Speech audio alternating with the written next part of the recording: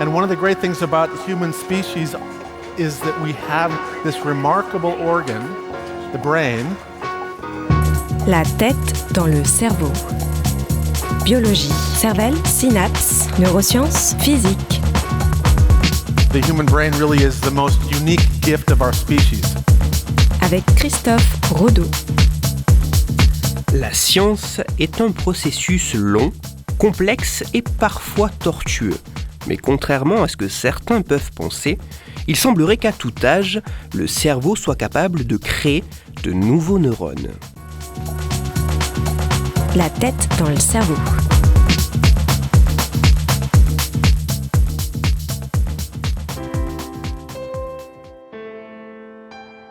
Laissez-moi vous conter une histoire, des histoires. L'histoire de femmes et d'hommes, l'histoire d'idées, de recherches et de découvertes, l'histoire du neurone et de la neurogénèse. Partons ensemble en voyage à travers le temps.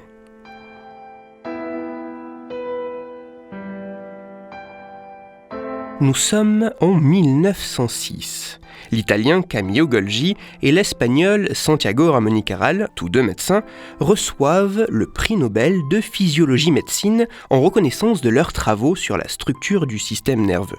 En effet, quelques années plus tôt, Camillo Golgi avait mis au point une coloration spécifique qui, améliorée quelques temps plus tard par Santiago Ramón y Cajal, permit de mettre en évidence des éléments présents dans le cerveau, visibles au microscope, les neurones. De manière remarquable, au moment du discours des deux lauréats à la remise de leur prix Nobel, chacun a une interprétation différente du résultat de ces colorations.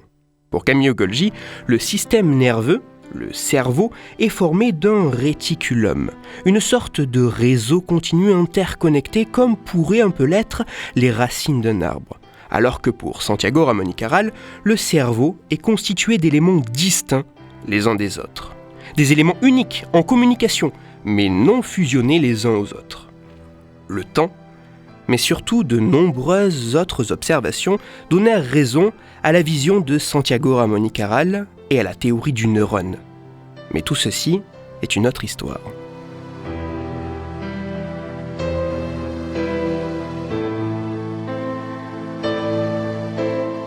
Ce qui nous intéresse aujourd'hui concerne Santiago Ramón y Cajal, mais sur d'autres positions qu'il défendit quelques années plus tard. Pour lui, l'émergence de la complexité au cours de l'évolution de notre espèce s'accompagne d'une incapacité pour notre cerveau adulte à renouveler ses cellules nerveuses, à créer de nouveaux neurones. Ainsi, à l'âge adulte, les voies nerveuses sont fixes et immuables. Elles ne peuvent que mourir et ne peuvent donc pas se régénérer.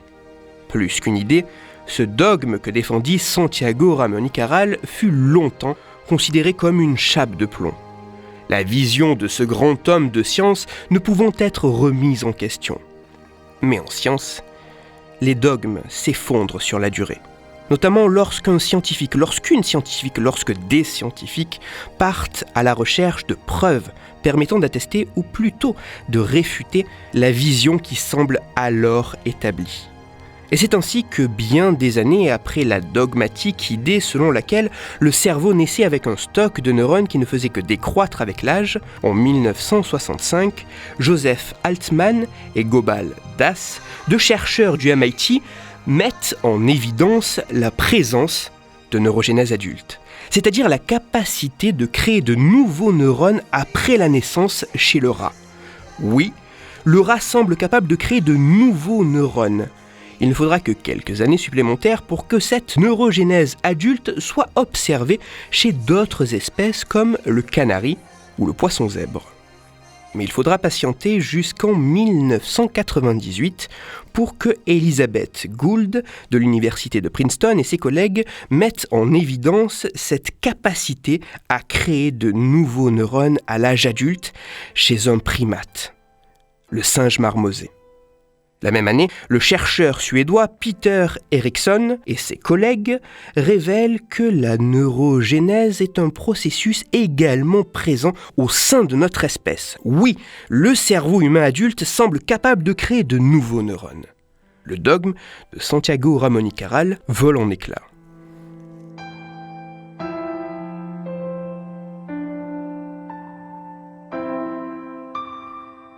Dans les années qui suivirent, de nombreuses études retrouvèrent ce même type de résultat. Oui, la neurogénèse adulte existe dans le cerveau humain. Pas partout, mais vraisemblablement dans certaines régions cérébrales bien précises. Il est possible de l'observer, de la mesurer et même de la quantifier, d'estimer combien de nouveaux neurones sont créés chaque jour. Mais en 2018, 20 ans après l'identification de la présence de la neurogénèse adulte dans le cerveau humain, une étude californienne vient de nouveau tout bouleverser. Cette étude est à la fois éloquente et catégorique. La neurogénèse est bien présente dans notre espèce, mais disparaît après l'âge de 18 ans. Oui, la neurogénèse adulte existe, mais elle n'est présente que pendant une certaine période de notre vie et ne fait que décliner avec les années. Le dogme défendu par Santiago Ramón y Cajal semble en quelque sorte ressurgir, attesté par certaines preuves. Mais alors que penser ? Surtout lorsque l'on sait qu'une étude australienne de 2016 semblait déjà indiquer que la neurogénèse déclinait avec l'âge.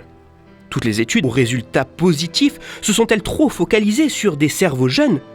Qu'en est-il réellement ?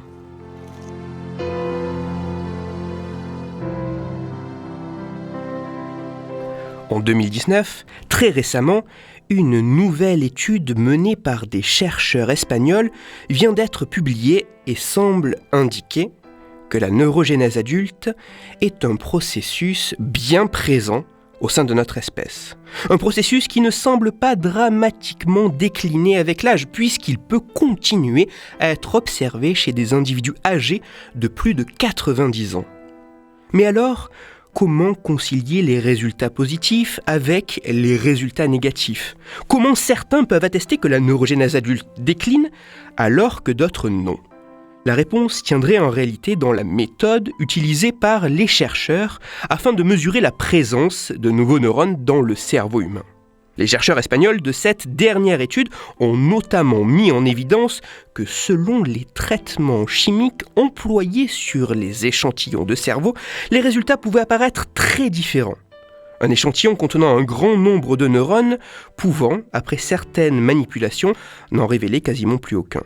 Les points communs entre les différentes études ayant mis en évidence un déclin, voire l'absence de neurogénèse adulte chez l'humain, semblent être la récupération d'échantillons dégradés et ces fameuses analyses chimiques détériorant ces nouveaux neurones.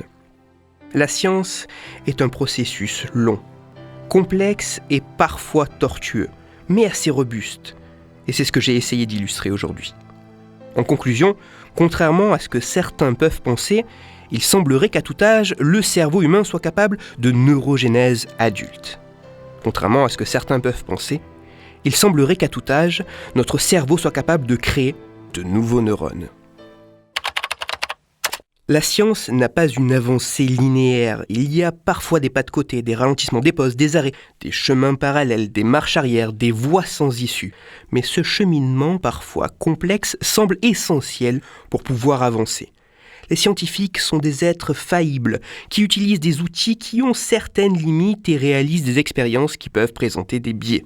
Mais en prenant suffisamment de recul, en répliquant les expériences et en essayant d'extraire les tendances observées par plusieurs études, la méthode scientifique semble être, du point de vue de l'histoire, la meilleure façon pour comprendre un peu mieux notre fonctionnement ainsi que celui du monde qui nous entoure. Toutes les références de ma chronique se trouveront sur mon site, Cerveau en argot, et pour approfondir la chronique d'aujourd'hui, je vous renvoie vers 2 articles disponibles gratuitement sur Internet. Le premier article a pour titre « Arrêtons-nous de produire de nouveaux neurones à l'âge adulte ?» Il est écrit par Elena Sander et il est à lire sur le site scienceetavenir.fr.